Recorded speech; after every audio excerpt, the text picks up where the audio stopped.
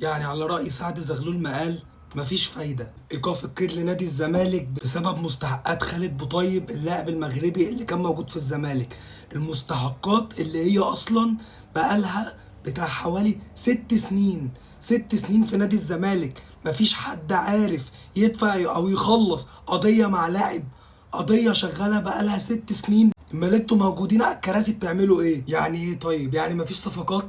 يعني مفيش صفقات ولا ايه؟ يعني هو احنا لو ما توقفلناش قيد هنولع؟ ما يغمض لناش عين غير لما نتوقف قيد 3 و4. يعني اكيد مجلس الاداره ما اتفاجئش، اكيد مجلس الاداره عارف ان ده هيحصل.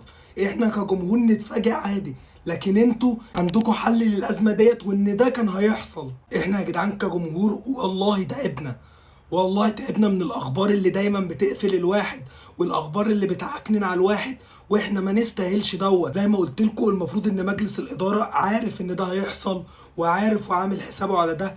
يعني معنى كده ان انت مجهز الفلوس اللي هتديها لباتشيكو عشان تقدر تجيب صفقات وتدعم الفريق، لان الفريق محتاج تدعيمات. مش بس كده، مطلوب من مجلس الاداره ان هو يحل الموضوع ده في اسرع وقت.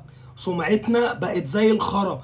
انت المفروض ان انت عايز تجيب لعيبه اجانب قويه، لما يسمع ان انت موقف لك قيد كل سنه بيتوقف لك القيد مرتين، يبقى دي كده حاجه مش كويسه. لازم موضوع ازمه القيد ده تتحل النهارده قبل بكره عشان تقدر تجيب لعيبه كويسه وتقدر تجيب لعيبه بكل سهوله.